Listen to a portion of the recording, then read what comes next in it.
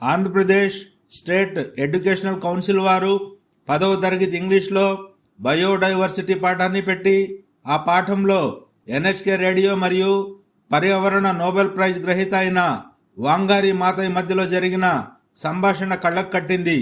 దానిలో జామాయిల్ చెట్ల వలన పర్యావరణం ఎలా దెబ్బతిన్నది, దానివల్ల ఎంత నష్టపోయామో వాంగారి మాత వివరించిన తీరు అప్పటి పరిస్థితులను కళ్ళకు కట్టింది. ఇది సౌత్ ఆఫ్రికాలో జరిగిన యథార్థ ఘటన.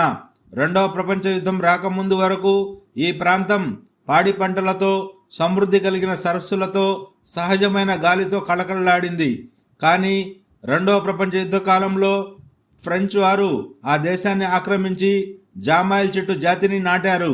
అది భూగర్భ జలాలను పూర్తిగా లాగివేసి 200-300 అడుగుల వరకు ఉన్న నీటిని పీల్చివేసి ఆ ప్రాంతాన్ని ఎడారి చేసిన విషయాన్ని ఎన్హెచ్కే రేడియో మరియు వాంగారి మాతయ్య మధ్య సంభాషణ నడిచింది.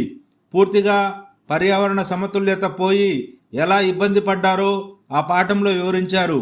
తర్వాత వాంగారి గ్రీన్ బెల్ట్ ఉద్యమం తీసుకొచ్చి ప్రజలను చైతన్యపరిచి సహజ వనరులను అభివృద్ధి పరిచి అడవి జాతి చెట్లను నర్సరీలు చేసి మరలా అడవి అభివృద్ధి పరిచారు. ఈ ఉద్యమం తర్వాత మునుపటిలాగా మరలా పర్యావరణం అభివృద్ధి చెందింది. ఇది పాఠ్యాంశంగా పెట్టిన ప్రభుత్వం ఈ జామాయిల్ సాగును ఎందుకు అడ్డుకోలేకపోతుంది? రైతుల కంటే కూడా ప్రభుత్వ భూములు, రిజర్వ్ భూముల్లోనే ఈ సాగు ఎక్కువగా ఉంది. నీటి వనరులైన బావులు, చెరువులు, భూగర్భ జలాలు పడిపోయిన సంఘటనలు మనం చూస్తూ ఉన్నాం.